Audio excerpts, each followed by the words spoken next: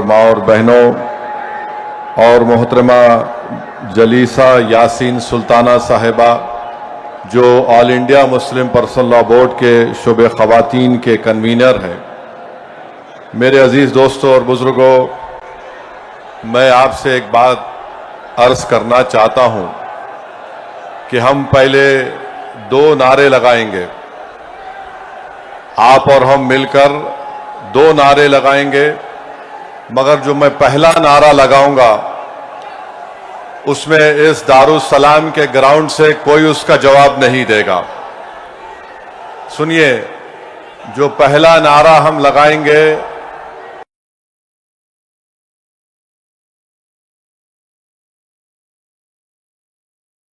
आप भाई साहब आप नारे लगाएंगे या सुन रहे हैं बात को? बैठिए, बैठो, बस करो, ठहरिए।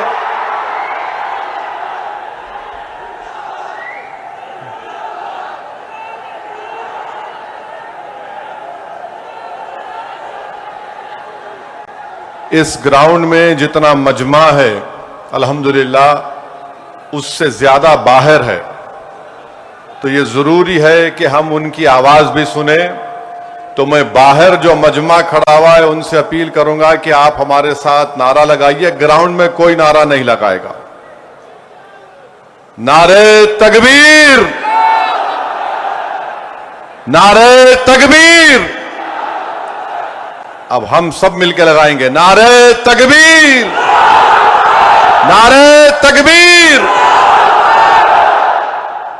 अब आपसे तीसरी बात यह करना है, आपके पास सेलफोन है, जरा खोल के लाइट जलाओ,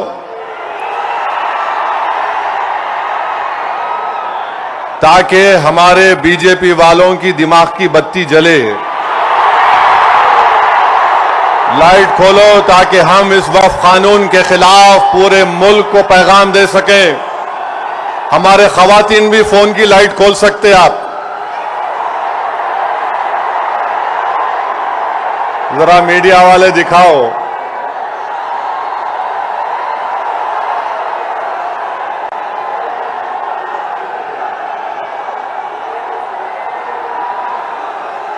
अब जरा जेब में रख लो फोन को।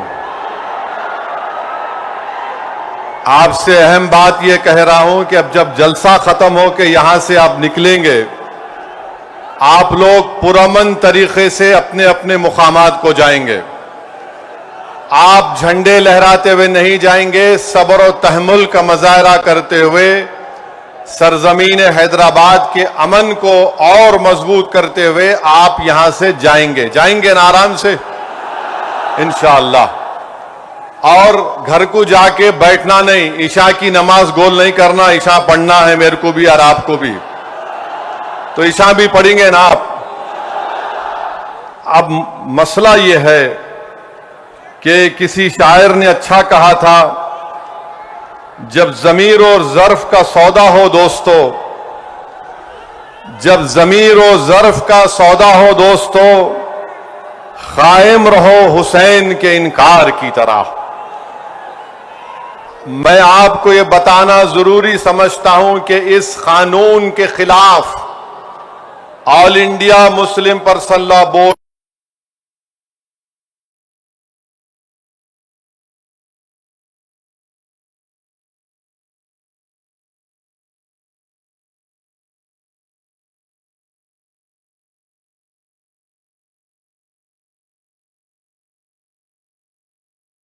हम सिर्फ अपने कब्रस्तानों को या ईदगाह को बचाने के लिए एहतजाज नहीं कर रहे।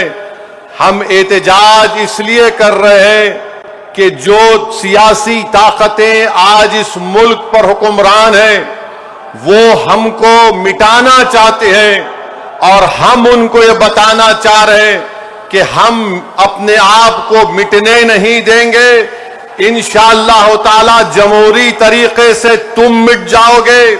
हम उनको बताना चाह रहे हैं कि हम झुकने वाले नहीं हैं। हम अंग्रेजों की 200 साल की गुलामी को कबूल नहीं किए, तो हम तुम्हारे इख्तिदार में तुम जो बैठे हो और तुम ऐसे कानून बना रहे हो जो हमारे आईन और संविधान के फंडामेंटल राइट के खिलाफ है। मैंने पार्लियामेंट में उस कानून को फाड़ा तो सिर्फ अपने तौर पर नहीं फाड़ा, बल्कि भारत के गयूर तमाम हिंदुस्तानियों की तरफ से उस कानून को फाड़ा, जो हिंदू भी है, मुसलमान भी है, सिख भी है, ईसाई भी है, जो आज भी इस मुल्क की खूबसूरती को पहचानते हैं। भारत की खूबसूरती उसका इत्तेहाद है, भारत की खूबसूरती उसका भाईचारा है। भारत की खूबसूरती नरेंद्र मोदी नहीं है मेरे अजीज दोस्तों और बुजुर्गों, भारत की खूबसूरती उसका भाईचारा है। भारत की खूबसूरती उसकी मस्जिद भी है, मंदिर भी है, दरगाहें भी है, खानकाएं भी है। और जो लोग इस भाईचारगी को खत्म करना चाहते हैं वो भारत को कमजोर कर रहे हैं। तो हमारा एहतजाज इसलिए भी है कि वो लोग जो हमको सफ़े हस्ती से मिटाना चाहते हैं, हम उनको पैगाम देना चाहते हैं कि हम मिटने वाले नहीं हैं। मैं बार बार कह चुका हूं, जब तक हम दुनिया में जिंदा है कयामत नहीं आएगी। जिस दिन हम चले जाएंगे सूर फूका जाएगा, याद रखो। और अगर बीजेपी ये समझ रही है कि उन्होंने 2014 में इख्तिदार पर आए तो पहले ट्रिपल तलाक का ऐसा कानून बनाया जो मुस्लिम खवातीन के खिलाफ बनाया, फिर उसके बाद उन्होंने CAA का कानून मजहब की बुनियाद पर बनाया, फिर उसके बाद उन्होंने UAPA के कानून को गंदे तरीके से उसको और ताकतवर बना दिया, फिर उसके बाद उन्होंने मजहब तब्दीली का कानून अपनी अपनी बीजेपी जहां पर इख्तिदार में रियासत में बनाया, फिर अब वो यूनिफॉर्म सिविल कोड बनाने की बात कर रहे हैं। 11 साल से नरेंद्र मोदी सिर्फ मुसलमानों की मजहबी शनाख्त पर हमला कर रहे हैं। 11 साल से नरेंद्र मोदी सिर्फ मुसलमानों की मस्जिदों को छीनने की कोशिश कर रहे हैं। 11 साल से नरेंद्र मोदी मुस्लिम खवातीन को ताकतवर बनाने के बजाय उनके सरों से हिजाब को छीन रहे हैं। 11 साल से नरेंद्र मोदी बुलडोजरों के जरिए सबसे ज्यादा दलित और मुसलमानों के घरों को तोड़ दिया। अब यूनिफॉर्म सिविल कोड के नाम पर हमारी शरीयत को हमसे छीनना चाहते हैं। वो शरीयत जो शरीयत एप्लीकेशन एक्ट 1937 है, जब संविधान बन रहा था तो बाबा साहेब अंबेडकर ने कहा था कि शरीयत एप्लीकेशन एक्ट बरकरार रहेगा, मगर आज नरेंद्र मोदी ये समझते हैं कि मैं बाबा साहेब अंबेडकर से बड़ा दूरंदेश हूं। मिस्टर मोदी, आप अंबेडकर के पैर की धूल भी नहीं है, इस बात को याद रख लो आप मेरे अजीज दोस्तों और बुजुर्गों। और दूसरी बात यह, मैं आपसे कह रहा हूं कि अपने सफों में इत्तेहाद को मजबूत रखिए।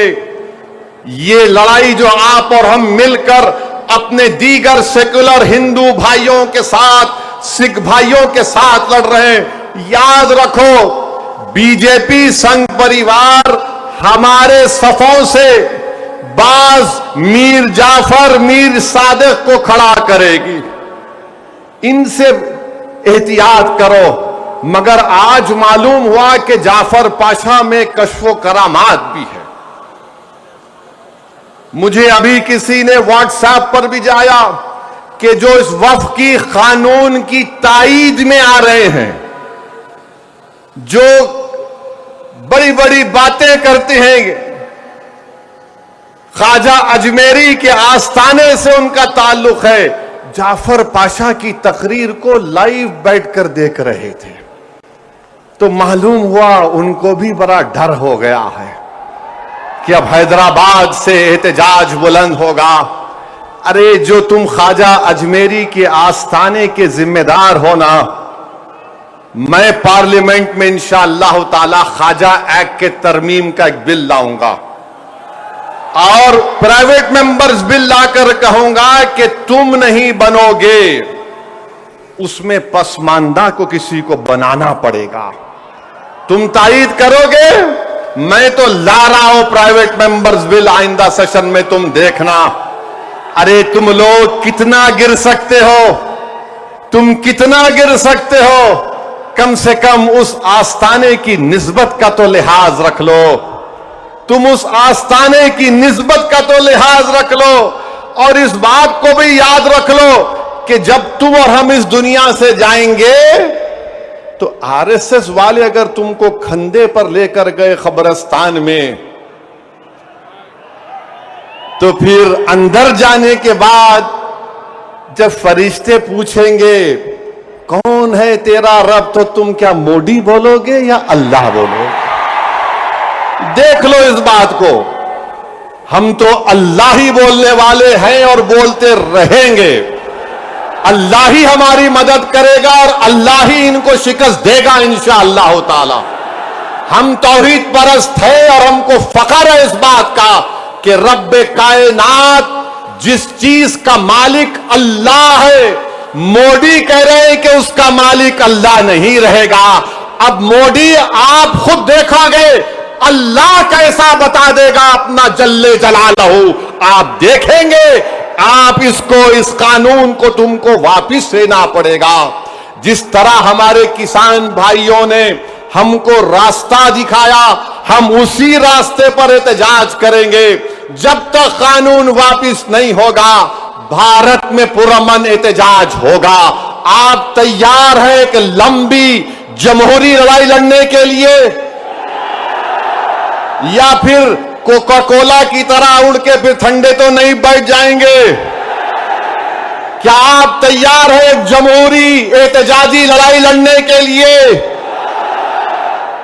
अगर आप तैयार हैं तो आप अपने आप से वादा कर लीजिए कि जब तक ये काला कानून वापिस नहीं होगा, हम एहतजाज करेंगे, हम पीछे नहीं हटेंगे, पुरअमन एहतजाज हमारा होगा। याद रखो मेरे अजीज दोस्तों और बुजुर्गों, हम अल्लाह जिस जमीन का, जिस जायदाद का मालिक है, उसकी हिफाजत के लिए आगे बढ़ रहे हैं। हम अल्लाह के घर की हिफाजत के लिए आगे बढ़ रहे हैं। हम औलिया अल्लाह के आस्थानों की हिफाजत के लिए आगे बढ़ रहे हैं। हम अपने ईदगाहों की हिफाजत के लिए आगे बढ़ रहे हैं। और याद रखो इंशाअल्लाह ताला अल्लाह हमारी इस कोशिशों को कबूल करेगा। अल्लाह हमारे इस ईसार को कबूल करेगा। हम जो कुछ भी कर रहे हैं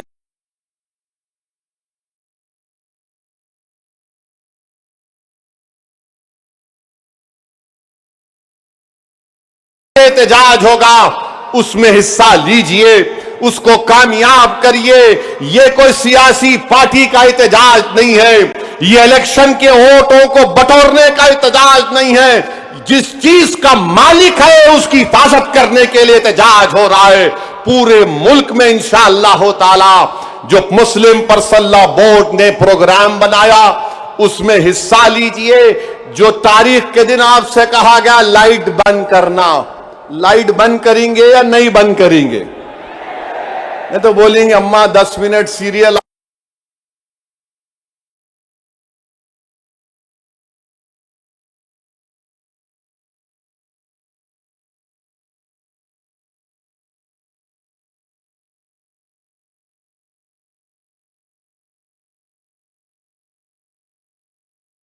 खड़े होना है अपने हिंदू भाइयों के साथ, अपने सिख भाइयों के साथ।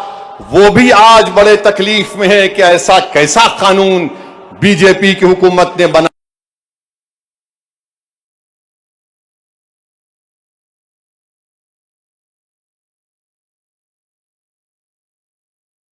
वो हमारे दीनी भाई हैं मेरे भाई, खुदारा उनके बारे में कोई गलतफहमी मत रखिए। मैं आपको बता रहा हूं नरेंद्र मोदी ने इस मुल्क को गुमराह किया। मैं और अब्दुल्ला साहब हम लोग पार्लियामेंट की कमेटी के मेंबर थे। Mister Abdullah, I am saying to the people of Hyderabad and to the people of India that during the deliberations of the joint working committee, the Bora community had come, Dawoodi Bora community had come to the committee along with King's Counsel, Mr. Salve, Harish Salve. And they had given a representation, you remember. They wanted exclusion from the Waqf Act. They had clearly said, we have nothing to do with this bill. The Dawoodi Bohra have clearly stated that in 1962, the Supreme Court has given them a definite definition of religious denomination. The Dawoodi Bohra have said, if you remember, that they believe in the concept of Dail Mutlaq. And this Waqf bill goes contrary to that. It is part of their faith. मैंने ये कहा कि अपने दाऊदी बोरा भाइयों की ईमानदारी पर हरगिज शक मत करो। नरेंद्र मोदी हमारे इत्तेहाद को कमजोर करना चाहते हैं।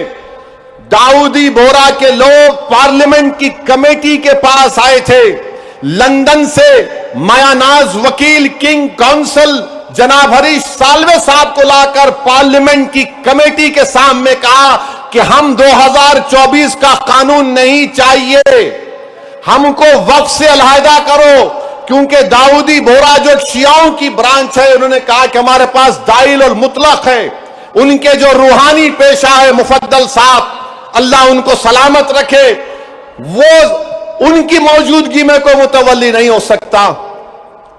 लिख कर दिया उन्होंने कि हमको इस वक्फ एक्ट से लेना देना, नियम को निकाल दो। तो ये इनको बुलाया गया, मोदी ने बुलाया इनको, और नरेंद्र मोदी ने कितना गुमराहकुन बात की, बैठ के कहा कि मैंने 3 साल पहले ये बिल बना दिया, आप लोगों को नहीं मालूम होगा, मैंने भिजा दिया आपको और कहा कि कॉमा फुल स्टॉप लिख दो। मोदी ये पैगाम दे रहे हैं भारत के सेकुलर हिंदू भाई बहनों को, सिखों को और मुसलमानों को, मैं तो नहीं लाया है बिल, ये तो ये लोग बोल के लाया मैं। आप समझ रहे हमारी बात को। और हम जब कमेटी में थे, हम मिनिस्ट्री ऑफ माइनॉरिटी अफेयर्स से पूछे कि कानून तुम क्यों लाए, क्या तुमने मुसलमानों से बातचीत की, क्या तुमने इस बिल के बारे में बात की? एक वर्ड नहीं बोल सके वो लोग। The committee when called the Ministry of Minority Affairs, they didn't have anything to say. Why did they bring this bill? You are witness to it. अब मोदी इन दाऊदी बोराओं को बदनाम करने के लिए, पूरे देश में पैगाम देने के लिए कि देखो मैं तो 3 साल पहले उनको बिल दिया था।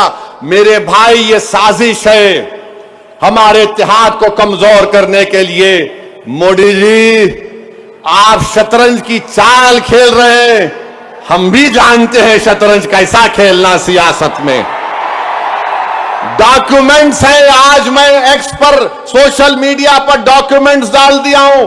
दाऊदी बोरा लोगों ने कमेटी को दिया, वो 1924 से कह रहे हैं कि हमको वक्फ कानून में मत रखो, क्योंकि हमारा जो जूरिस्प्रूडेंस है, हमारा जो फिक्र है, वो दाइल मुतलक के ऊपर है। तो आपसे अपील कर रहा हूं कि अपने दिमाग में 1% भी दाऊदी बोरा हमारे दीनी भाइयों के खिलाफ कोई शक मत करिए। वो तो नहीं चाह रहे थे, इनको तो पप्पा जी बुला के बोल दिए आपको वजह से करा मैं। अब चौथी बात यह है, बीजेपी वाले बोल रहे इसमें सब कुछ है, मुसलमानों का फायदा है, औरतों का फायदा है। आज से थोड़े दिन पहले हैदराबाद में फतेह दरवाजे पे एक चालाक आदमी था, लगता है उन्हें भी मोदी जी की शागिर्दी में निकला सो था। उन्हें क्या बोला, आप मेरे पास आओ, जिसके सर टकले हैं मैं दवा देता हूं, बाल उग जाते। लाइन लग गई वहां पे, लगा दवा लगा, बाल उगते। अब पब्लिक बेचारी, तो मोदी जी भी यही बोल रहे, दवा ले लो सब चीज ठीक हो जाती। इनकी दवा नहीं है, ये दवा मौत है। ये दवा नहीं दे रहे, मौत का पैगाम दे रहे। ये वक्फ को छीनने के लिए ला रहे हैं। आप सोचिए, दाऊदी बोरा लोगों ने सेक्शन 2 लिख कर दिया, तो मोदी ने क्या किया, दाऊदी बोरा का नाम लेके सेक्शन 2 बना के उस भारत के दौलतमंद आदमी जिसने हमारे खोजा भाई, ये भी शियाओं का एक ब्रांच है, खोजा ट्रस्ट से खरीद कर 21 करोड़ में अपना आलीशान महल बना लिया। सेक्शन 2 का फायदा उस शख्स को होगा। हम हैदराबाद में क्या बोलते, किसकी दुकान पे किसकी फातिया, क्या बोलते? नाना मामू की दुकान पे नाना की फातिया। तो दाऊदी बोरा को सामने रख के मुकेश भाई की फातिया पढ़ दी है इन्होंने काम कर दिया। सेक्शन 2 से उनको फायदा होगा। तो आपको और हमको मुत्तहिद रहना है, शिया सुन्नी इत्तेहाद को मजबूत रखना है। आप शिया सुन्नी इत्तेहाद को मजबूत रखेंगे ना मेरे भाई? ये all India Muslim personal law board के प्लेटफॉर्म पर शिया भी है, सुन्नी भी है। ये पैगाम मुस्लिम पर्सनल लॉ बोर्ड देता है कि हम अपने इत्तेहाद को मजबूत रखें। दाऊदी बोरा को मोदी धोखा दे दिए, उनके नाम को इस्तेमाल करके मुकेश भाई को बोले लो गुलाब जामुन खाओ एंड बी हैप्पी। उनके अच्छे दिन आ गए। तो मेरे अजीज दोस्तों और बुजुर्गों, छठी बात आपसे अर्ज करना चाह रहा था वो ये है कि सदर साहब ने बहुत सी बातें आपके सामने रख दी कि सुप्रीम कोर्ट ने रिलीफ दिया है, मगर आज भी हम वक्फ की जायदाद को खो रहे हैं। लिमिटेशन एक्ट अप्लाई हो गया, जो 12 साल से काबिज है वो मालिक बन रहा है। 6 महीने के अंदर पोर्टल पर चढ़ाना है, नहीं चढ़ाए तो वक्फ से चले जाएगा। वक्फ इवैक्यू प्रॉपर्टीज निकल गई हमारे हाथ से। 100 एकड़ जमीन है पंजाब हरियाणा में जो आज गवर्नमेंट उस पर काबिज हो चुकी है। रिपोर्ट आई कि उत्तर प्रदेश में 500 से ज्यादा वक्फ प्रॉपर्टीज को उत्तर प्रदेश की सरकार ने गवर्नमेंट की प्रॉपर्टी डिक्लेयर कर दिया। तो मेरे अजीज दोस्तों और बुजुर्गों, और इसमें एक है वक्फ औलाद अब नहीं कर सकेंगे आप। वक्फ औलाद के बारे में कह रहे हैं कि बच्ची का शेर मार के कोई वक्फ औलाद नहीं कर सकता। अरे मैं अल्लाह को दे रहा हूं, अपने बेटे बेटी को मालिक नहीं बना रहा हूं। क्या यह बात सच नहीं है प्रधानमंत्री जी कि हिंदू सेल्फ एक्वायर्ड प्रॉपर्टी में एक हमारा हिंदू भाई अपने विल के जरिए अपनी एक औलाद को या मोहल्ले में किसी को पूरी प्रॉपर्टी दे सकता है, मगर मुसलमान 1/3 से ज्यादा अपनी किसी औलाद को प्रॉपर्टी नहीं दे सकता। अब यह कानून जो है, अभी अगर कोई कलेक्टर मुतवल्ली को बोलेगा कि तुम दरगाह में उर्स नहीं करना, कलेक्टर मुतवल्ली को बोलेगा कि तुम आशूर खाने में इमाम बाड़े में मजलिस नहीं करना, कलेक्टर अगर कोई मुतवल्ली मस्जिद को बोलेगा कि तुम मस्जिद में अज़ान नहीं देना, और अगर मुतवल्ली नहीं सुनेगा तो कलेक्टर उसको 6 महीने की सजा दे सकता। यह कानून है। अभी पहले कानून यह था कि अगर कोई वक्फ की प्रॉपर्टी को बेचता तो 2 साल की सजा, नॉन बेलेबल। अब मोदी जी बोल रहे प्यारे मैं राजा हूं, तुम लूटो बेल ले लो, 6 महीने की सजा काट के आ जाओ, मैं हूं ना। यह कानून बनाया गया है। तो मेरे अजीज दोस्तों और बुजुर्गों, यह वक्फ का कानून मुसलमानों के वफाद में नहीं है। यह वक्फ का कानून मुल्क के वफाद में नहीं है। यह वक्फ का कानून भारत के भाईचारगी के लिए नहीं है। झगड़े शुरू हो जाएंगे। मस्जिदों पर यह बोला जाएगा कि 500 साल पहले ऐसा था वहां पर, और ये बार बार बोलते टीवी पे, नहीं आपको वक्फ से क्या मिला? अरे क्या कोई आपके अम्मा के महर में आया है जो हमसे पूछ रहे आप? वक्फ से क्या मिला क्या नहीं मिला? हमारे को हमारी आखिरत मिलती वक्फ को बचाए तो।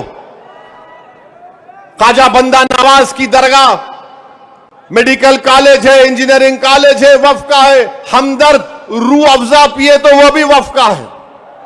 कलेजे को ठंडक पहुंचती, तुम लोग पियो जरा रूह अफजा। अब रूह अफजा के खिलाफ उन्हों जिहाद कर रहे जो नाक से ऐसा सूंघ के दूसरे नाक नकुड़ी से निकालने का दर्ज देते।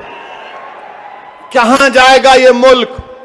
हद तो ये हो गई मेरे अजीज दोस्तों और बुजुर्गों कि अब कोई ये कह रहा है कि चीफ जस्टिस के फैसले के बाद इस देश में मजहबी जंग शुरू हो जाएगी। नरेंद्र मोदी जी, आप इख्तिदार पर हैं, आपकी पार्टी के लोग इस तरह की बात करेंगे? आप तो भारत के संविधान पर हल्फ लिए हैं कि इस देश में ये अंबेडकर का देश, ये मौलाना अबुल कलाम का देश, ये भगत सिंह का देश, अल्लामा फजल खैराबादी का देश, हुसैन अहमद मदनी का देश, महमूदुल हसन का देश, ये टीपू सुल्तान का देश। यहां बोल रहे मजहबी जंग शुरू हो जाएंगी। मोदी जी, बाबरी मस्जिद का फैसला हमारे खिलाफ आया तो क्या हमने ये जुमला कहा था कि मजहबी जंग शुरू हो जाएगी? हमने कहा था कि supreme court is supreme but infallible, but not infallible. Babri मस्जिद को तोड़ने वालों का क्रिमिनल केस का फैसला आया, किसी को सजा नहीं हुई, हमने कहा कि मजहबी जंग शुरू हो जाएगी। 5-5 साल से बच्चों की बेल नहीं रहे, उनकी मां बाप मर रहे हैं, मर गए हैं, हमने ये कहा कि मजहबी जंग शुरू हो जाएगी।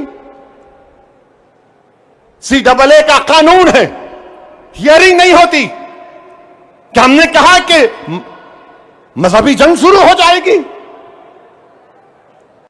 UAPA में डालकर हमको सड़ाया जाता है कि हमने जुमला कहा कि मजहबी जंग शुरू हो जाएगी।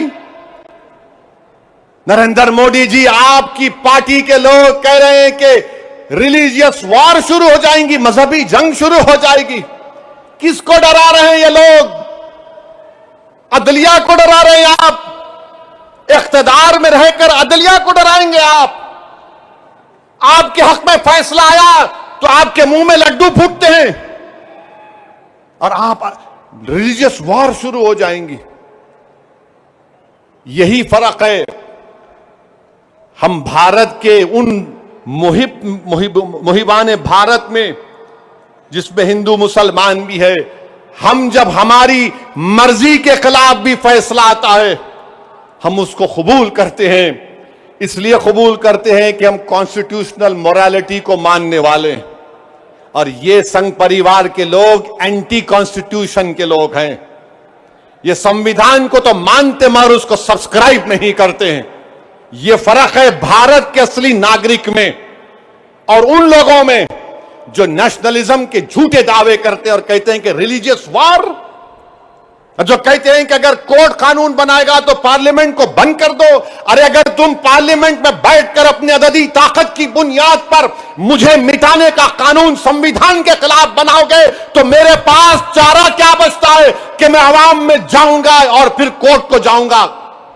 हम कोर्ट को गए, अवाम में भी जा रहे नहीं। कोर्ट कानून कैसे बनाएगा? अरे जालिमों, सुप्रीम कोर्ट का जजमेंट कानून का मौकफ रखता है। पढ़ो, तुम लोग ट्यूबलाइट हो, तुम लोग थम्स अप हो, तुम्हारे दिमाग में एक ही बात बैठा हुआ है, नहीं मोदी है तो खुदा है। अरे खुदा था, है और रहेगा उसी का नाम। आइन है और रहेगा, मगर इस तरह धमकी देना अदालत को और फिर गवर्नर प्रेसिडेंट को बोल रहे हैं, उनको बोल रहे हैं अगर नहीं करे तो कानून बन जाएगा। अरे 142 क्या है प्यारे?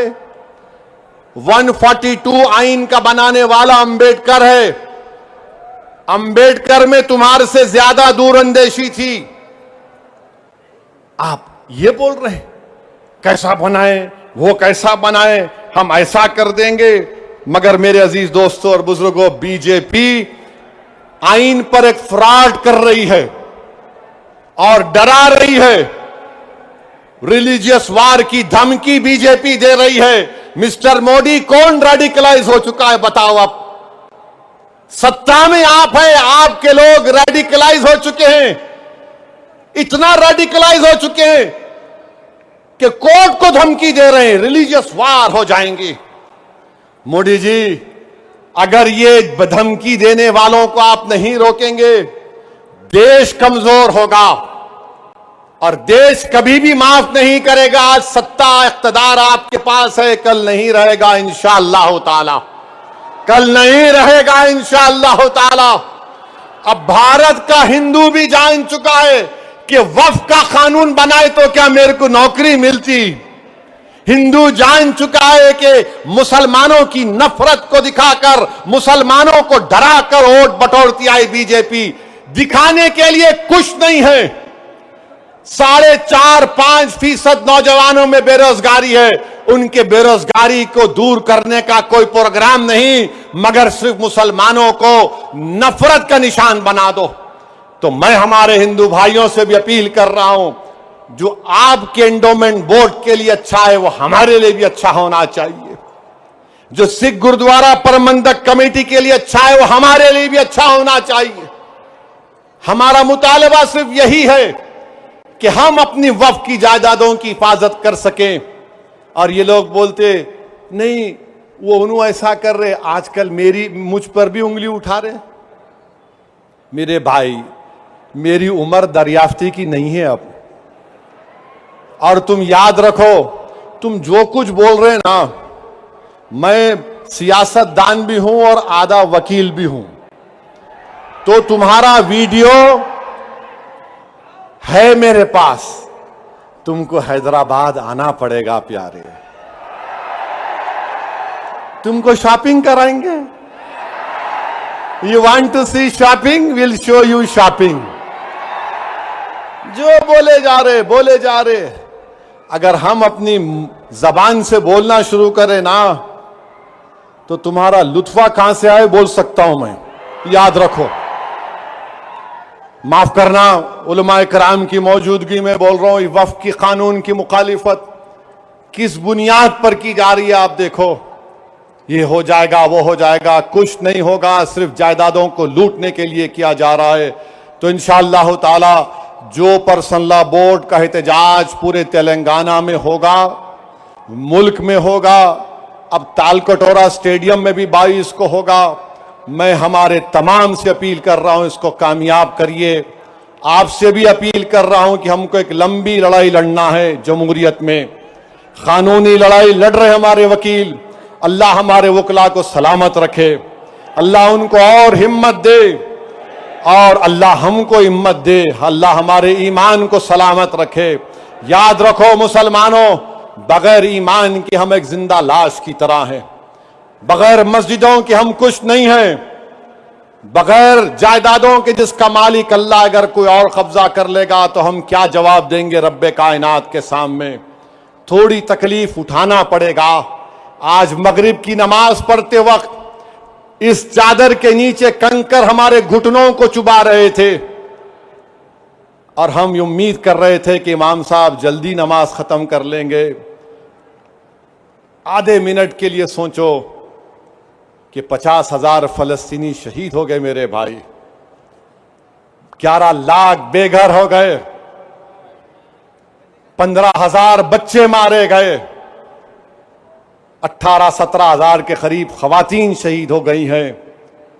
मगर उनका जज्बा देखो, वो कह रहे हैं कि हम मरने को तैयार हैं मगर अपने ईमान का सौदा करने के लिए तैयार नहीं।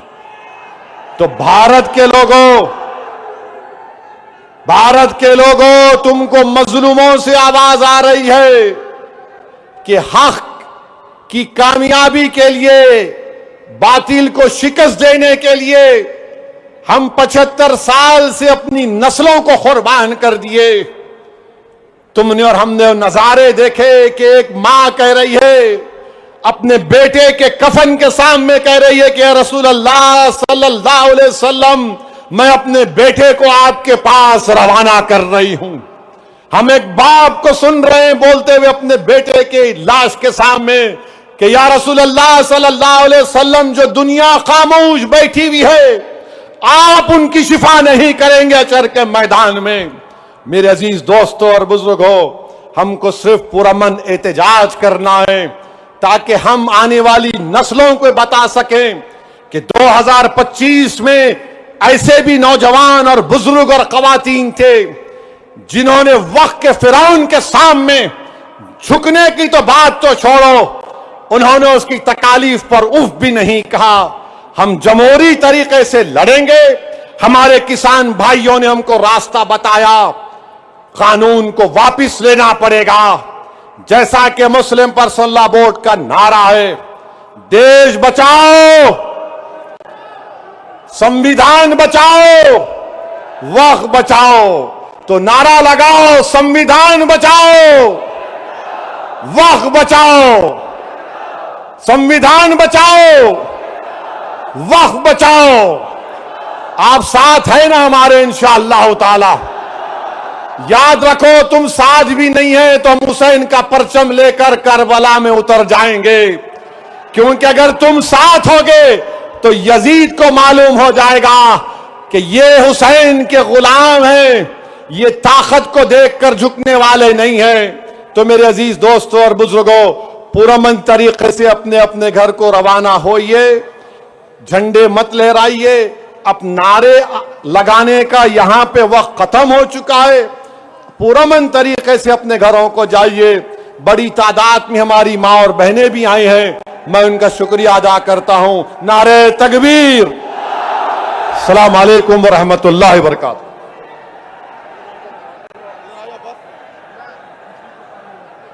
मोहतरम हज़रात, अभी दुआ होगी, आप तमाम इस बाबरकत मजलिस का इख्तिताम दुआ पर करें। मैं हज़रत मौलाना सादिक मोहिउद्दीन साहब से दरख्वास्त करता हूं कि दुआ पर इस मजलिस का इख्तिताम करें।